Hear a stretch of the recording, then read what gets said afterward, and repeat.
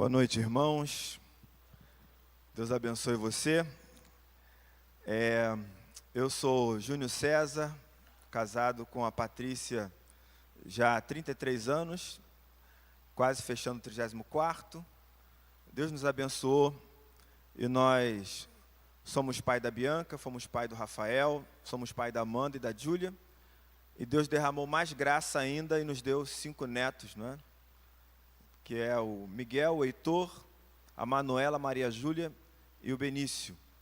E estou pastoreando a igreja de Coelho Neto já no meu 9º ano, né? Deus tem nos abençoado lá com muita graça e misericórdia. Muito bem, o Pedro está atrás de mim já há algum tempo, né? Um longo tempo. No último convite que ele me fez, ele falou assim: pastor, não tem problema não, eu vou continuar tentando. Então é muito bom para mim estar aqui, né, e perceber o trabalho que o Pedro tem desenvolvido, né, sempre preocupado com o reino e sempre procurando popularizar as mensagens de todas as pessoas que ele ouve, e é uma grande bênção. Você percebeu o esforço que eu tive para vir para cá? Para ficar mais perto de você? Então, faça o mesmo. Vamos chegar para frente, gente, por favor. Eu preciso ouvir vocês. Eu não sei se vocês sabem, mas o Pedro me convidou para dar uma palestra. Não foi bem um sermão, né? Então eu preciso ouvir vocês. Vamos chegar para frente? Vamos, vigia, chega para frente, irmão. Vamos lá. Isso, mais para frente, bem perto de mim. Eu saí de casa, meu neto mais novo falou que eu estava cheiroso. Eu acreditei. Então, se der para sentir o meu perfume, você está perto o suficiente. Se não, está longe ainda, pode chegar mais perto. Muito bem. As aflições da vida e a fé cristã. Esse foi o tema que a conferência trouxe para nós, não é? É um tema que eu tenho tratado na minha igreja há um tempo. Aliás, eu estou terminando um livro que tem como título Enfrentando a Vida Sem Perder a Fé. E esse tema não vem só sobre a história de Jó, que é a base desse livro, mas também porque eu me considero uma pessoa que tive muitas perdas, né? Mais perdas do que eu gostaria. E quando eu digo perda, eu não estou falando só sobre morte, não. Eu estou falando sobre decepções, frustrações, sobre circunstâncias que, às vezes, na minha ótica, seriam completamente desnecessárias, né? Mas a vida é o que ela é, certo? E Deus, Ele tem nos ensinado em Cristo, através da ação do Espírito Santo, a lidar com aquilo que a vida coloca diante de nós. Então é um tema que para mim é muito caro e que eu tenho refletido há muitos anos sobre essas questões do sofrimento, sobre como o Evangelho nos ensina a lidar com o sofrimento, como Jesus, Ele nos ensina a lidar com o sofrimento. Então hoje, a gente vai pegar 2 jornadas para poder analisar, né? Nós vamos falar sobre o caminho de Jó e sobre a jornada de Jesus. E o ponto comum nessas 2 estradas é o sofrimento. Jó sofreu e Jesus também sofreu. Agora, será que a reação que eles tiveram em relação ao sofrimento foram as mesmas, né? Então é isso que a gente vai discutir hoje, certo? Mas antes eu quero começar com algumas perguntas para você. Você já se perguntou por que pessoas justas sofrem? Quem já se perguntou isso aqui? Por que pessoas que agem corretamente sofrem? Já se perguntou isso? Já? Muito bem. E como você reage ao sofrimento em sua vida? Como você reage ao sofrimento em sua vida? Quem já sofreu aqui? Levanta a mão. Em alguma medida. Já, né? Todos nós sofremos, né? E aí, como é a sua reação em relação ao sofrimento? Quando ele chega, tem alguém sofrendo nesse momento aqui? Não? Não, né? Hã? Uma vez? Deixa ele falar. Nenhuma vez? Deixa ele falar, não bota a mão na boca dele, não. Então, como é a sua reação? Aliás, o que você aprendeu sobre Deus quando enfrentou a dor? O que você aprendeu sobre Deus quando enfrentou a dor? Teve aprendizado? Eu não estou falando de aprendizado sobre a vida, sobre Deus. Você passou a conhecer mais a Deus? É como o salmista que diz: foi bom eu ter passado pela aflição, porque aprendi os teus decretos. Ou seja, eu aprendi mais sobre Deus, sobre a vontade de Deus, quando passei pela aflição. É o que diz o salmista. Você aprendeu mais sobre Deus? Você está disposto a passar por aflições e continuar aprendendo? Eu tenho até medo de falar isso. Eu tenho medo, né? Não tem não? Só quem enfrentou um sofrimento profundo, doloroso, demorado, angustiante, sabe o que é ter medo de ter que passar tudo de novo, né? Mas esse medo revela a nossa falta de fé. Porque o mesmo Deus que nos atravessou num vale tão seco, Ele pode nos fazer atravessar de novo, não é verdade? Mas alguém ora pedindo sofrimento? Não, né? Não. Muito pelo contrário, a gente aprendeu a passar pelo sofrimento e dizer: eu sou feliz com Jesus. Não é isso? Sou feliz com Jesus. Tomou a martelada no dedo, e a primeira fala que vem é: graças a Deus, né? Pá, graças a Deus. É isso? Bom, o sofrimento é uma realidade que passa pela vida de todos. De todas as pessoas. Eu acredito que não existe uma pessoa sequer que não tenha passado por sofrimento. E o nosso amigo ali que diz nenhuma vez, vai passar. E a gente está aqui para ensinar ele a lidar com isso, certo? Mas assim, hoje, pensando nas experiências de Jó e Jesus diante do sofrimento, nós vamos tentar entender as reações deles e o que eles nos ensinam. O que essas lições trazem para a nossa vida prática. Mas antes disso, eu quero dizer para você que tem um autor que escreveu um livro chamado Espiritualidade Emocionalmente Saudável. O nome desse autor é Peter Scazzero. E ele afirma que todo seguidor de Jesus, mais cedo ou mais tarde, enfrentará uma grande muralha. Vou repetir. Para o Scazzero, todo seguidor de Jesus, mais cedo ou mais tarde, enfrentará uma grande muralha. Por que ele fala sobre muralha? Ele compara a vida cristã a uma jornada. E como tal, ela implica em movimento, ação, paradas, partidas, desvios, atrasos. E para o nosso desespero, viagens para o desconhecido. Não tem nada que me angustie mais do que não poder controlar os resultados. Esse é o meu pecado principal. Porque eu sou controlador. Alguém se identificou comigo aí ou o pecado é só meu? Não, né? Eu quero controlar os resultados, eu quero a soberania, entendeu? Eu quero centrar no trono e poder decidir os destinos das pessoas. E dizer quem vai para o céu, quem vai para o inferno. Esse é o pecado principal. É o pecado que eu tenho que confessar todo dia. É o pecado que eu tenho que pedir a Deus o tempo inteiro para me livrar. Para eu não ser assim. Porque não é esse tipo de homem que Deus me chamou para ser. Esse lugar é dele. Então viajar para o desconhecido para mim é uma tormenta. Entende? Mas a vida cristã, ela implica nisso. olha para Jesus. Jesus passa, os discípulos estão pescando, certo?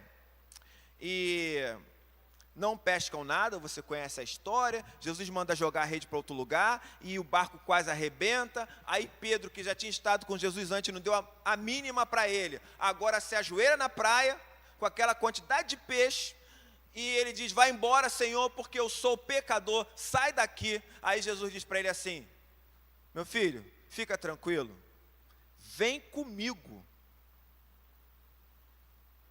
e vou fazer de você pescador de homens. Se você fosse Pedro, você iria atrás de Jesus? Porque Jesus não disse para onde ia. Ele só disse: vem comigo. Ele não disse quando a viagem acabar. Ele não disse se seria difícil, seria fácil. Ele disse: vem comigo. Ele olha para Mateus sentado na coletoria e fala assim: seja meu discípulo, segue-me. Mateus se levanta imediatamente, deixa a coletoria e vai. Para onde? Sei lá. Para fazer o quê? Não sei. É uma viagem ao desconhecido, né? Você vai descobrir enquanto você caminha. E parece que o filho aprendeu direitinho com o pai. Porque o pai chega para Abraão e diz: sai da tua casa, da tua parentela e vai para a terra que eu te mostrarei. Onde é que fica? Como é que eu vou chegar até lá? Quanto tempo vai levar a viagem? Para fazer o quê? Tem água naquele lugar? A terra é fértil? Deus não fala nada. Só diz: sai. Deus chega para Moisés e diz para ele: ó, eu desci aqui porque eu vi o clamor do povo e vou levar você para libertar o meu povo no Egito. Aí Moisés falou: não faz isso não. Eu não. No Egito, estou com a minha vida aqui tranquila, casei, tenho filhos, tenho um negócio bom aqui, meu sogro é uma bênção, é um sacerdote. Eu vou voltar para o Egito, onde eu matei um egípcio, onde meus irmãos hebreus não me aceitam, onde os egípcios não me aceitam. É para lá que você vai. E você vai falar com o faraó. Mas eu não sei falar direito. Quem é que faz a boca do homem? É que Deus pergunta para ele. Então vai. Aí Deus fala para Moisés: você vai lá diante do povo procurar os anciãos e vai fazer uns sinais. Mete a mão no peito. Aí Moisés meteu. Agora tira. Bota de volta. Agora pega a sua vara, joga no chão. Pá. Pega de volta. Você vai fazer isso lá e você vai arrebentar. Todo mundo vai te ouvir. Aí Moisés fala assim: mas tem um problema. A minha mão ficou leprosa e ficou boa. Eu joguei o cajado no chão, virou serpente, eu peguei de volta e virou cajado. Mas eu continuo com a língua pesada. Não mudou nada. Eu estou falando com uma sarça. E continuo com dificuldade de falar. Aí Deus fala para ele: tá bom, teu irmão Arão está vindo aí e ele vai ser a sua voz. Eu falarei com você, você vai falar com ele vai falar com o faraó e com o povo. Está resolvido o problema? Aí Moisés fala: manda outro, Senhor. Eu não. Manda outro. Aí, quando Moisés começa a se convencer em ir, ele fala assim para Deus. Olha como é que o filho aprendeu com o pai, né? Jesus aprendeu com o pai. Moisés fala assim: Senhor, me dá um sinal. Aí Deus se irrita, né? Deus fala para ele assim: vou te dar um sinal, Moisés, preste atenção. Vai no Egito, traz o povo para cá como eu mandei, e esse será um sinal para você. Acabou. Não tem conversa.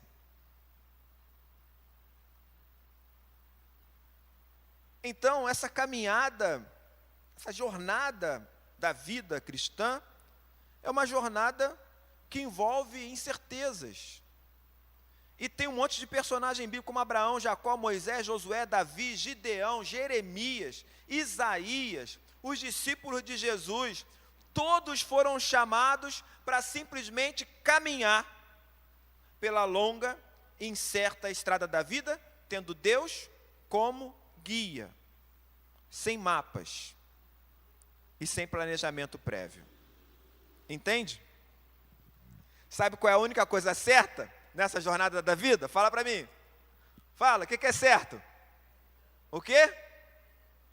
A presença de Deus é certa? O que é certo nessa vida? Hã? Fala, irmão, não range o dente não, fala forte para o pessoal ouvir, fala. A morte. A única coisa certa nessa vida é a morte. Mas a presença de Deus é certa. Mas às vezes a gente acha que Ele não está, né? Às vezes a gente não sente a presença de Deus. Estou mentindo? Vai dizer para mim que você sempre sente a presença de Deus? É isso mesmo? Não passa por um momento de vazio, não, onde você ora, parece que não está acontecendo nada, entende? Você ora, as coisas não mudam, o sofrimento não passa, parece que Deus não está te ouvindo. Nunca sentiu isso, só eu que senti isso. A única coisa certa mesmo para nós, para quem está vivo, é a morte. Mas tem uma outra coisa que é certa, segundo Jesus. Sabe o que é? Muito certa. Não é uma possibilidade. É certo que vai acontecer. Sabe o que é, segundo Jesus? As aflições. Jesus disse, no mundo... então isso é certo. Ele não falou, no mundo possivelmente tereis aflições. Ele disse, no mundo tereis aflições. Então, para Jesus, viver é passar por aflições. Está gostando? Não? Então, o Escaseiro fala sobre essa muralha, sabe? Porque você se encontra num lugar desconhecido, misterioso, um lugar onde às vezes é difícil confiar em Deus. E nesse lugar, nesse momento de crise tão intensa, você precisa tomar uma decisão. Você precisa decidir confiar no invisível, acreditar no que não pode ser sentido, mensurado, ouvido, ou seja, você não está sentindo absolutamente nada, seus sentidos não servem para nada nessa hora, tamanha aflição, tamanha crise que você está passando, e você tem que tomar uma decisão, confiar. Lembra da música? Posso confiar, na rocha estarei, em ti quero habitar, ajuda-me, Senhor. Em lutas e problemas, a rocha vai jorrar.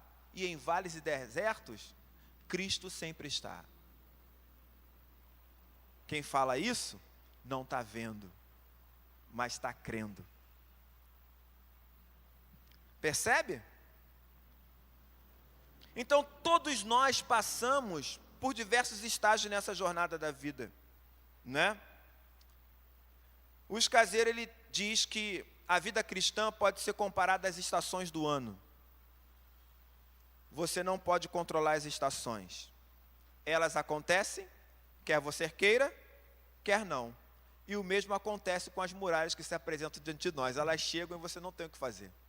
Você precisa decidir se você vai atravessar a muralha ou se você vai estagnar na sua caminhada cristã. Alguém aqui já teve vontade de ficar parado, estagnado na sua jornada? Não quero avançar. Quero ficar aqui. Se eu avançar significa mergulhar no sofrimento, tá? Mergulhar na angústia. Esse é o avanço. Jesus está no Getsêmani e ele decide avançar, mergulhar no sofrimento.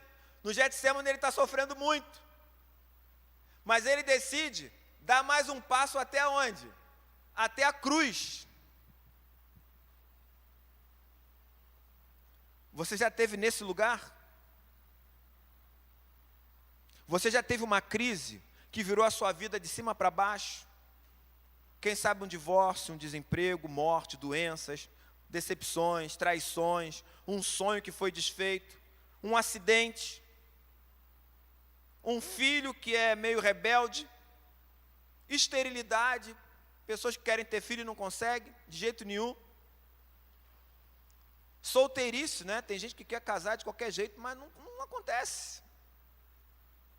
E para essas pessoas é um sofrimento.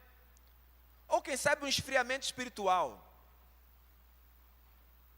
Será que você passou por isso?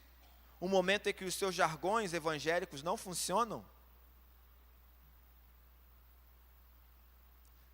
Onde o irmão fala assim, Deus sabe o que faz. Foi melhor assim. Perdeu seu filho? Foi melhor assim. Imagina se ele cresce e se torna um bandido, um viciado.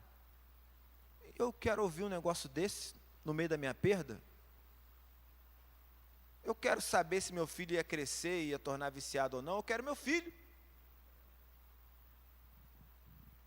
Não é isso não?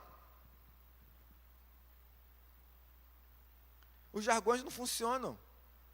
Você precisa orar mais. Cara, está com o joelho esfolado de tanto orar, não está resolvendo. Não está dando certo.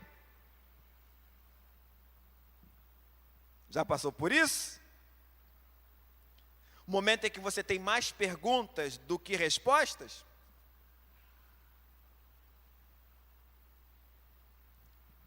Momento em que você duvida de Deus. Já duvidou de Deus? Eu estou sendo muito mal hoje, né? Eu estou fazendo perguntas para você. Não é? Titanic? Não bota a mão na boca, deixa ele falar, fica tranquilo, tá? Então, você já duvidou de Deus? Eu estou sendo mal aqui, eu estou perguntando coisas para vocês que está fazendo você admitir internamente algumas situações que você não queria fazer. Não é verdade?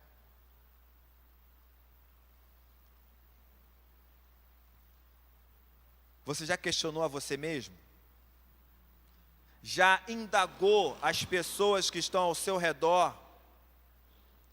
Passou por aquele momento que você não sabe absolutamente de mais nada? Você se pergunta onde Deus está, o que Ele está fazendo? Será que Ele se esqueceu de mim? Os céus parecem fechados. Tudo está nublado, tudo está cinzento. Essa é a muralha. Essa é a muralha. Entende? Eu já passei por algumas. Hoje eu entendo isso. Aí Provérbios 4:23 diz assim: para você guardar o seu coração, porque dele procedem as fontes da vida. Guarda o coração, porque dele procedem as fontes da vida. Só que em vez da gente investigar o coração, a gente evita fazer isso, por quê? Porque tem medo. Tem medo do que vai encontrar no coração. Tem medo de lidar com a realidade do seu coração. A gente sequer tem a hombridade de fazer uma oração do coração. Sequer. A gente não ora, a gente discursa. Já parou para pensar nisso? Vamos orar, vamos. Ó Senhor, Criador dos céus e da terra. Faz o eco, né, ainda. O Senhor que existe desde o princípio. E a gente começa a entrar pela teologia para poder mostrar que a nossa oração está teologicamente correta. E prega na oração. Pastor, então prega direto na oração, né? Já ora pregando já. Seja sincero comigo. Se você fosse comparar a sua oração, ela estaria mais parecida com a oração do fariseu ou com a do publicano? Seja sincero. Jesus fala sobre 2 tipos de oração. O fariseu começa a orar, né? E ele começa a falar palavras bonitas e dizer: eu não sou como esse publicano, obrigado, Senhor, por isso, por aquilo e tal. E o publicano não ousava levantar a cabeça, e ele diz só o seguinte: Senhor, eu sou pecador, tem misericórdia de mim. É assim que você ora, ou você tem a oração do fariseu?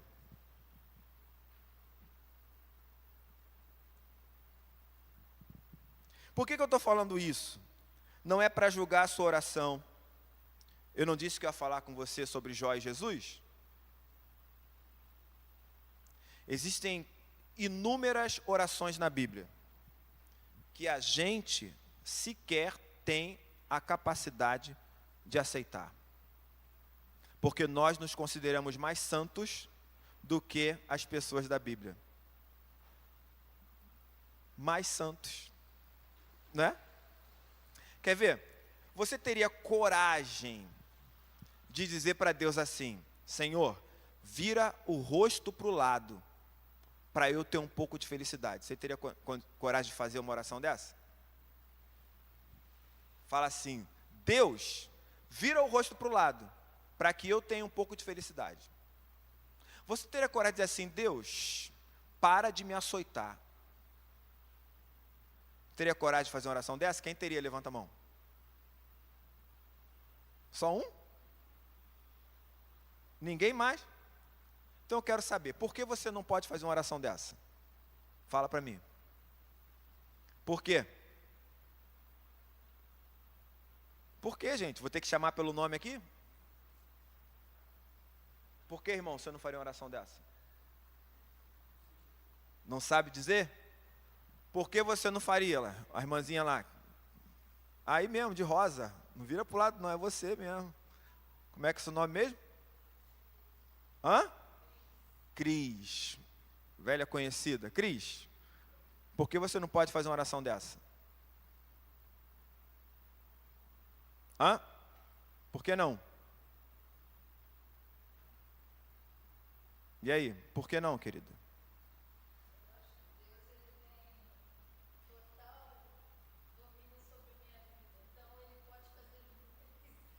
Pode mesmo? E quando você não está satisfeita com... Quando você não está satisfeito com o que ele está fazendo? Quando você não está satisfeito com o que ele está fazendo? O que você diz? Está ótimo, Senhor. É assim? É. Essa oração que eu falei para vocês aqui, é o salmista que faz. Está na Bíblia. O salmista diz: desvia de mim o teu olhar para que eu tenha um pouco de felicidade. Para de me açoitar.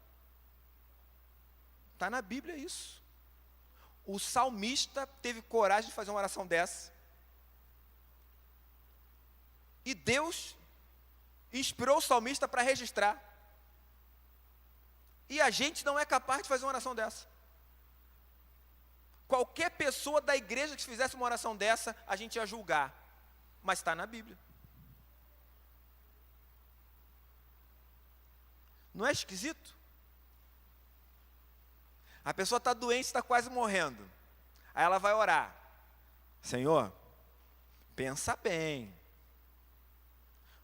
O que o senhor vai ganhar com a minha morte? Qual a vantagem que você vai ter? Porque lá no mundo dos mortos, não tem louvor para o Senhor.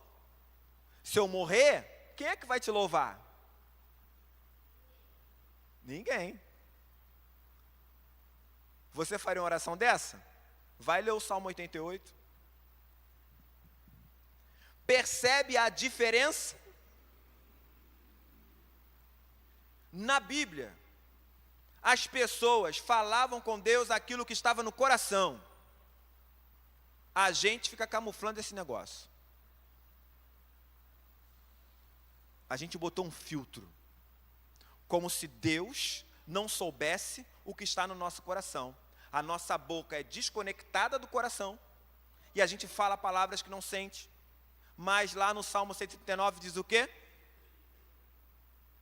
Ainda a palavra me não chegou à língua, E tu, Senhor, a conheces todas. Então, Deus já sabe o que você está sentindo.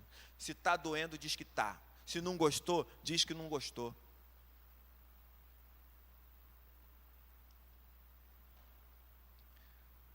Quando a gente ouve falar sobre Jó, eu queria que você completasse para mim uma fala de Jó.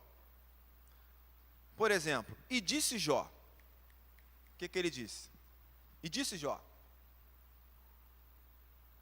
E aí?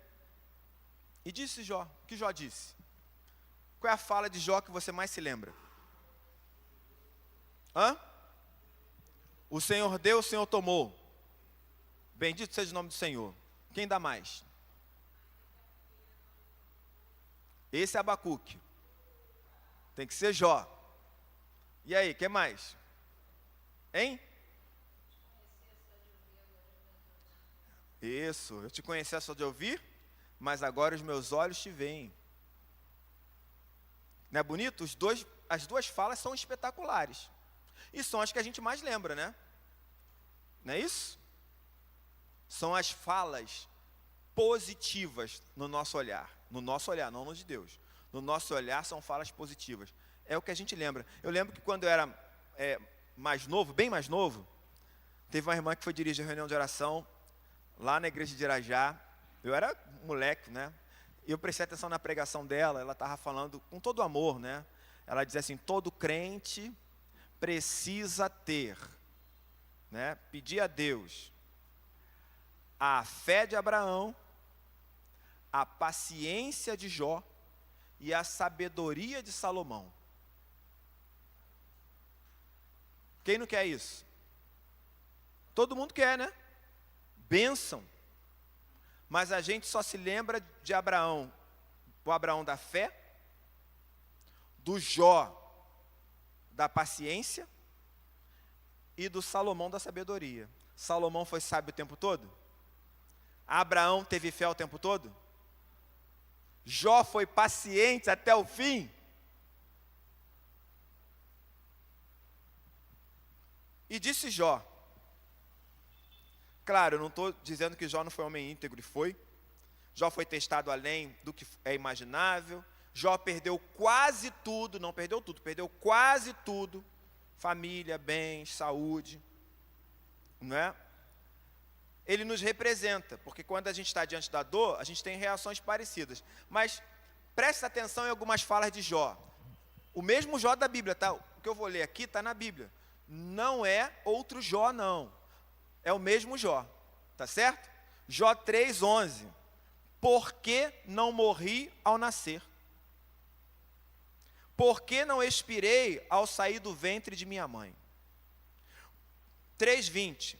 Por que se concede luz ao miserável e vida aos de coração amargurado, que esperam a morte e ela não vem, que cavam em procura dela mais do que tesouros ocultos, que se alegrariam por um minuto e exultariam se achassem a sepultura. E disse Jó, 3:23. Por que se concede luz ao homem cujo caminho é oculto, e a quem Deus cercou de todos os lados? Porque em vez do meu pão me vêm gemidos, e os meus lamentos se derramam como água. Jó 6:11. Por que esperar, se já não tenho forças? Por que prolongar a vida, se o meu fim é certo? Por acaso a minha força é a força da pedra? Ou é de bronze a minha carne? Não encontro socorro em mim mesmo, foram afastados de mim os meus recursos. Jó 7:1.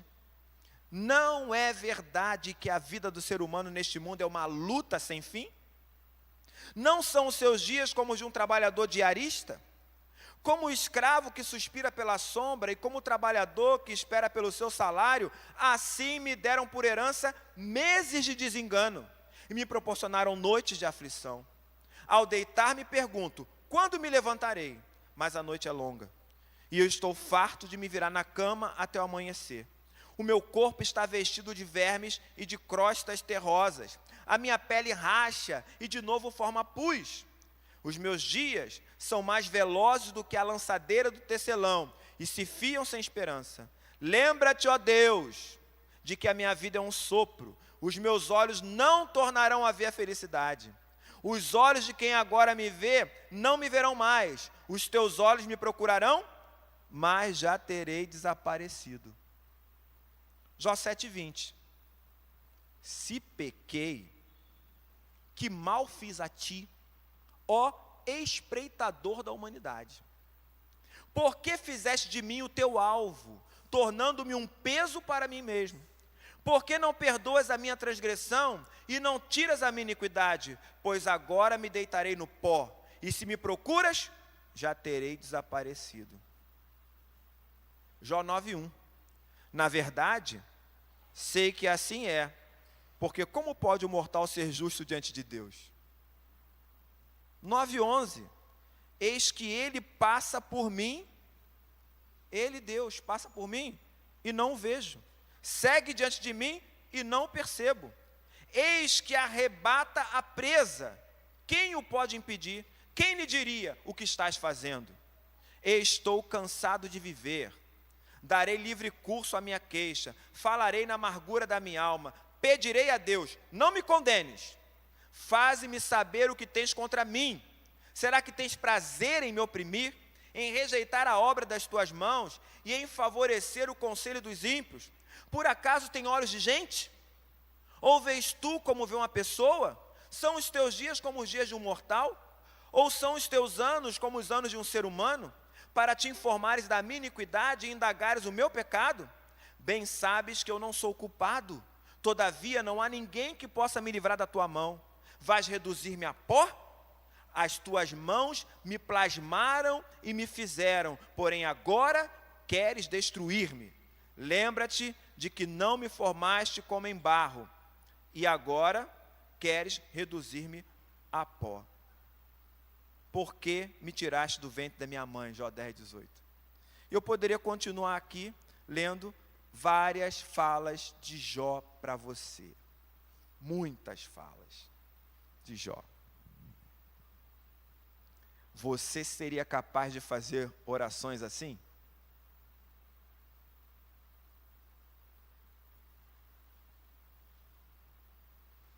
Mas Jó fez.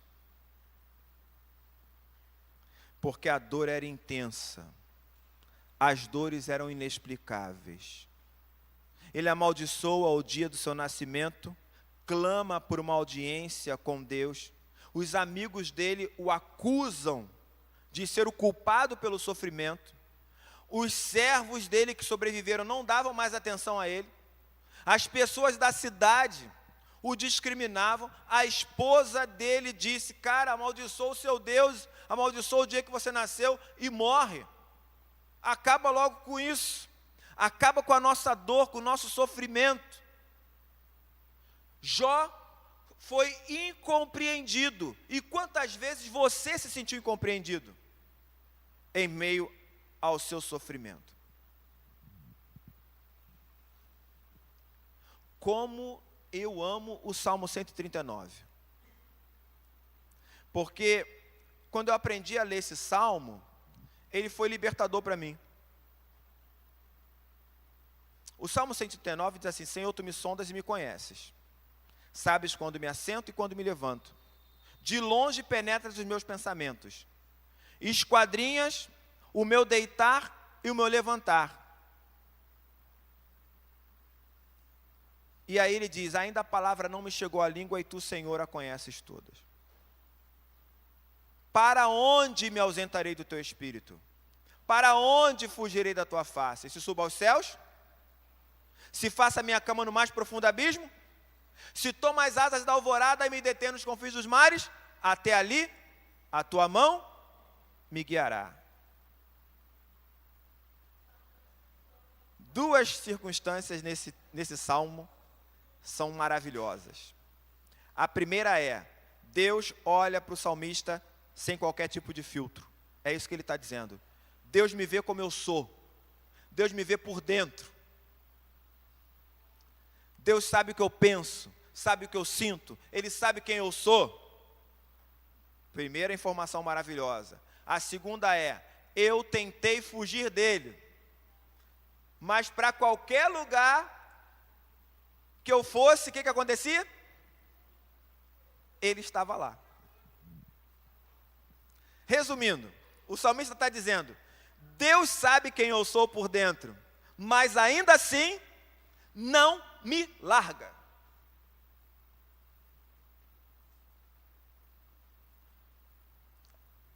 Deus sabe quem eu sou por dentro e ainda assim não me larga. Tem noção do que é isso? Eu sei que você cansou de ouvir pregações, né? E eu também ouvi, e já preguei isso muitas vezes também ao longo da minha vida ministerial, de que quando você peca, há um abismo entre você e Deus. Aí você começa a se afastar de Deus. Para ajustar a teologia, a gente falava assim: não é Deus que se afasta de você, é você que se afasta dele. É possível isso, gente? É possível? É possível ele se afastar de mim, mas eu não me afastar dele? É possível isso? Gente, é possível ou não? Por que não é possível? É fisicamente impossível. A distância sempre vai ser a mesma. Estou errado?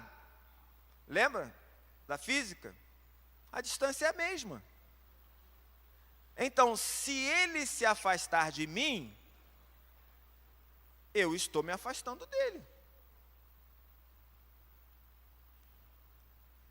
Agora, o que eu estou querendo ajustar aqui? Deus não se afasta de nós por causa dos nossos pecados. Sabe por quê? Porque Deus é todo graça. O que a Bíblia ensina é que Deus se aproxima de nós, mesmo nós sendo pecadores.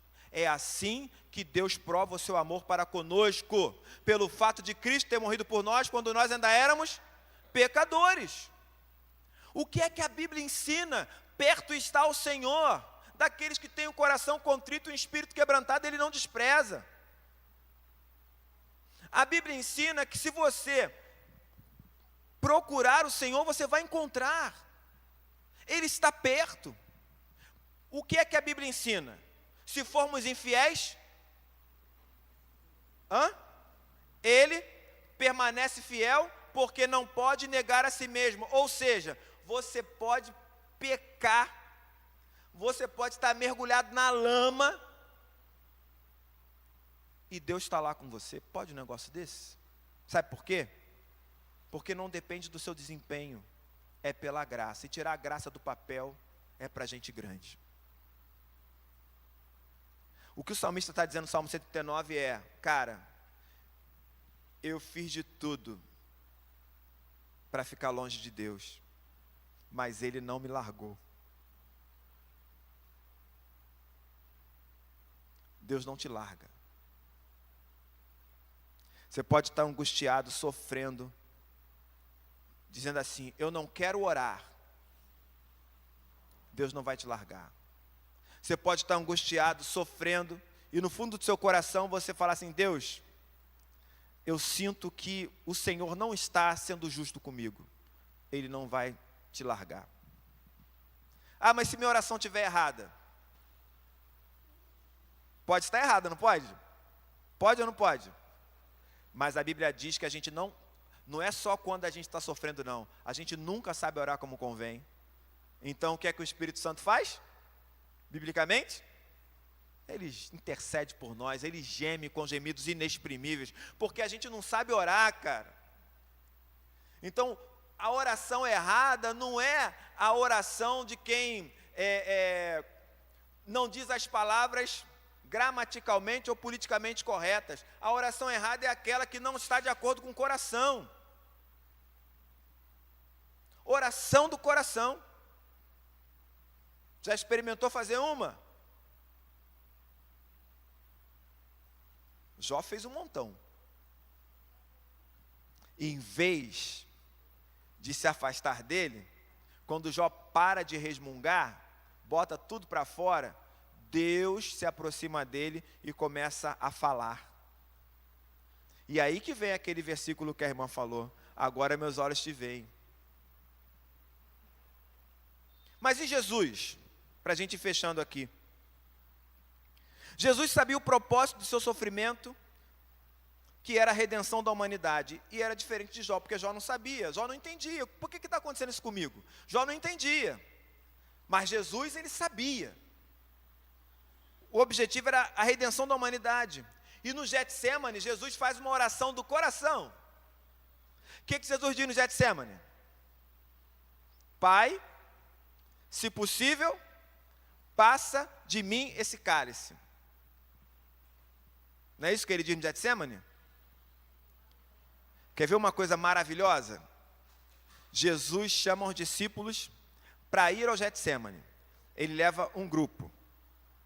Deixa o primeiro grupo e diz: minha alma está angustiada até a morte. Jesus está dizendo: eu estou angustiado até a morte.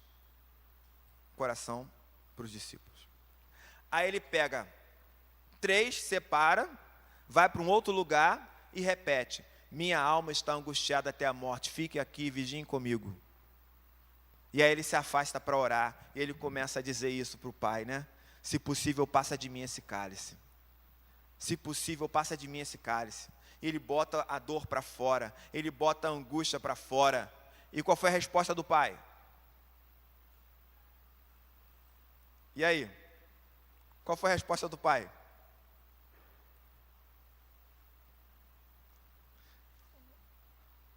Se fosse o silêncio, já seria ruim, né? O problema é que para mim o Pai disse não, porque a próxima fala de Jesus é: se não for possível, passar sem que eu beba, seja feita a tua vontade.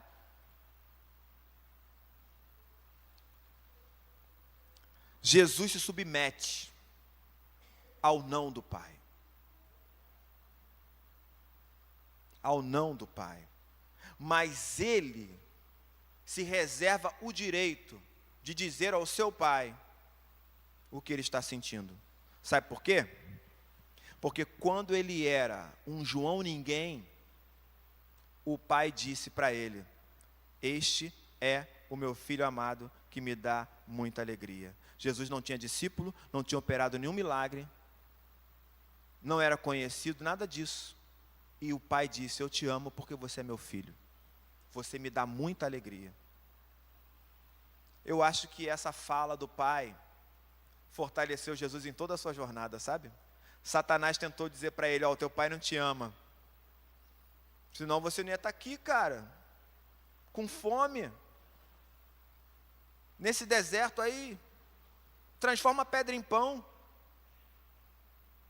Ele não achava que tinha que provar nada para diabo nenhum. Ele acreditava no Pai. E aí, você acha que Deus te ama? Você acha? Vou fazer outra pergunta. Você acha que Deus gosta de você? Porque a gente pode amar alguém e não gostar muito da pessoa, não pode? Porque gostar tem a ver com o seguinte: cara, eu quero estar junto, eu quero, sabe? Proporcionar momentos assim maravilhosos para fortalecer o amor. Tem gente que tem certeza que Deus o ama, mas tem dúvida se Deus realmente gosta da pessoa, porque é tanto sofrimento que aparece, tanta coisa errada. Você duvida disso também? Jesus não duvidou em nenhum momento. Não duvidou. Entende? A gente precisa compreender um propósito para o sofrimento, né? Então Jesus se submete totalmente. Ele enfrenta a dor com confiança plena em Deus. E aí as últimas palavras dele na cruz expressam essa confiança. Aliás, 2 palavras. A primeira palavra, mais uma oração do coração, né? Deus meu, por que me desamparaste? Aí na teologia a gente vai fazer o quê? Vai tentar organizar a forma. Na realidade, Jesus está dizendo: estou me sentindo abandonado. Não quer dizer que o pai o tenha abandonado. Ele está dizendo que ele estava se sentindo abandonado. A gente se sentir abandonado significa dizer que Deus nos abandonou? Salmo 139. Não. Deus abandonou Jó? durante todo o seu sofrimento? Não, mas como Jó se sentiu? Desamparado. A música que a gente cantava, né, antigamente, a esperança para o ferido. Como árvore cortada e marcada pela dor, ainda que na terra envelheça a raiz e no chão abandonado seu tronco morrer. Há esperança para você. Ao cheiro das águas, né? Mas não foi isso que Jó disse. Jó disse o seguinte: o ramo cortado de uma árvore jogado na terra tem esperança para ele, porque ao cheiro das águas ele vai brotar, mas para mim, não. Foi isso que ele disse. Então, Jesus se sentiu abandonado e disse: Deus meu, por que me desamparaste? O pai não abandonou. Depois ele diz: Pai, nas suas mãos, é a última fala, entrego o meu espírito. Tem noção? Se o pai o abandonou, como ele pode estar entregando o espírito nas mãos do pai? Era só uma sensação, era só a dor. Então ele expressa a dor, com toda a ilusão que a dor traz. E agora ele diz: eu entrego, eu confio. Você pode realmente confiar em Deus nas suas provações? Pode mesmo? Jó buscou respostas, enquanto Jesus aceitou seu sofrimento como parte do plano divino. Ambos enfrentaram dor, mas as reações foram diferentes. E elas nos ensinam sobre fé e submissão. Com quem você se identifica mais? Com a reação de Jó, em relação ao sofrimento? Ou com a reação de Jesus? Jesus nos ensina a ter bom ânimo em meio às aflições. E para você ter bom ânimo, a oração do coração é fundamental. É fundamental que você expresse suas emoções e busque refúgio em Deus. Está sofrendo? Vai orar. Abra o seu coração diante de Deus, sem nenhum pudor, porque Ele já ama você só pelo fato de você ser filho. E Ele é fiel, ainda que suas palavras não expressem tanta fidelidade. Ele não vai negar a si mesmo, entende? Ele não abandonou Jó. Tanto o sofrimento de Jó quanto o de Jesus resultaram em bênçãos e redenção. Então a dor pode moldar o nosso caráter e pode fortalecer a nossa fé. Entende isso? O sofrimento não é o fim da história. Jó e Jesus foram restaurados. O sofrimento é uma vírgula. Ainda que esse sofrimento seja trazido por Deus, né? Diz que a ira do Senhor não passa de um momento, mas o favor dele dura para sempre. Entende? A tristeza pode durar uma noite, mas a alegria vem pela manhã. Você percebe isso? Está disposto a guardar o seu coração, a investigar o que está no seu coração, a fazer uma oração do coração sem medo, com coragem, sabendo que Deus quer trabalhar no seu coração, nas suas reações diante da vida e do sofrimento? Você realmente entende que Deus está perto dos fracos? Porque a Bíblia diz que o poder de Deus se aperfeiçoa na fraqueza. Jesus veio para os doentes, é isso que ele diz, porque os sãos não precisam de médico. Jesus veio para a gente torta, para a gente cansada, sobrecarregada, oprimida. Jesus veio para os vacilantes, para os errantes, para a gente que ninguém queria. É para essas pessoas que realmente reconhecem que decepcionam Deus em meio às aflições da vida. E ainda assim Deus as ama. Sabe? Gente que tem a sensação de que a sua vida é um grande desapontamento para Deus, mas ainda assim Deus continua com elas. O sofrimento é parte da jornada humana, mas ele tem um propósito maior. E aí tudo que acontece na nossa vida é para a glória de Deus. Com Jó, você aprende a buscar respostas, porque Jó foi em busca delas. E não teve problema, né? Não tem problema buscar resposta. Não tem problema perguntar para Deus os porquês. Já ouviu esse jargão também? Não pergunte a Deus o porquê, mas para quê.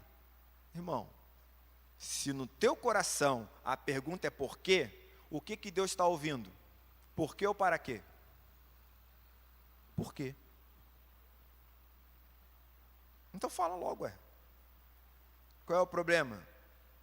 Medite sobre o seu sofrimento, sobre o que você tem enfrentado, expresse suas dores a Deus em oração, entregue a situação a Ele, reflita sobre como o exemplo de Jesus pode te ajudar e busque confiança em Deus, mesmo quando você não compreenda a intensidade do sofrimento. Você não sabe quando vai passar e nem como. Você acha que não vai conseguir sobreviver. Confie em Deus, Ele sabe o que está fazendo. Ele é o grande tapeceiro. Ele, como disse o salmista no Salmo 39, versículo da minha vida, que diz que Ele viu a minha substância ainda informe. Quando eu fui tecido no ventre de minha mãe. E todos os dias da minha vida foram escritos no livro dele. Cada um deles escrito e determinado, quando nenhum deles havia ainda. Qual é o meu tormento controlador? É não saber o desenrolar dos dias. É não poder escrever todas as linhas sozinho. Esse é o meu tormento. Mas o que é que Deus me ensina? Cara, confia. Todos os dias estão escritos. Eu tenho o livro da sua vida na minha mão. É fácil isso?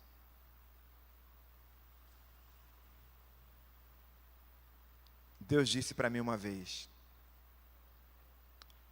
eu sou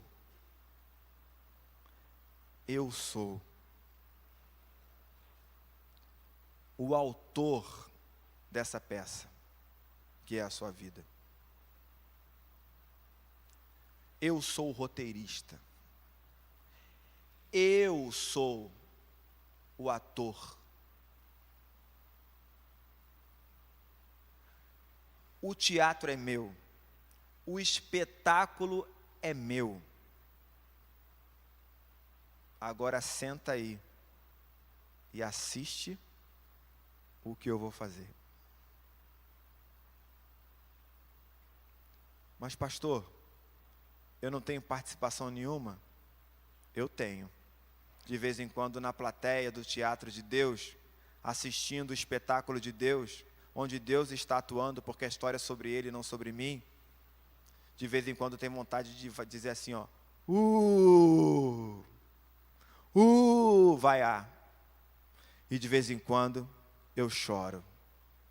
Choro de emoção, choro de alegria, choro de tristeza, porque o que está acontecendo me impacta. Eu começo a aplaudir. Eu estou participando do espetáculo, mas nada na minha vida me pertence. Tudo é de Deus. Feche seus olhos.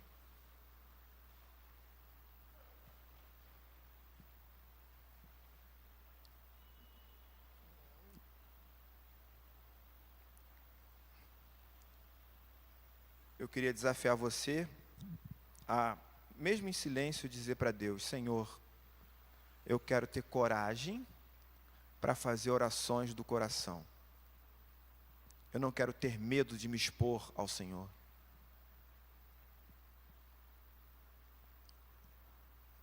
Diga: Senhor, eu quero confiar no teu amor gracioso, que me alcança sem eu merecer. Eu quero acreditar que o sacrifício de Jesus foi suficiente para me aproximar definitivamente do Senhor.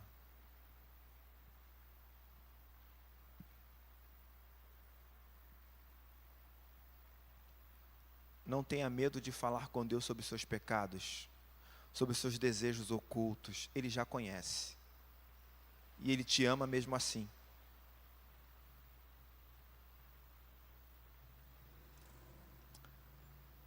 Ó Deus, como é difícil ter o olhar da graça sobre nós. O Senhor é tão gracioso que nos dá esse amor incondicional. O Senhor sabe o quanto nós temos perguntas e questionamentos sobre a nossa vida. O quanto às vezes lamentamos nossas perdas. Nos ensine a continuar caminhando com fé, acreditando que o Senhor nos conduzirá até o último dia e fará muito mais do que pedimos, do que pensamos, do que temos. Obrigado, Senhor, por realizar isso através do seu Filho Jesus. Amém. Amém. Deus abençoe, irmãos.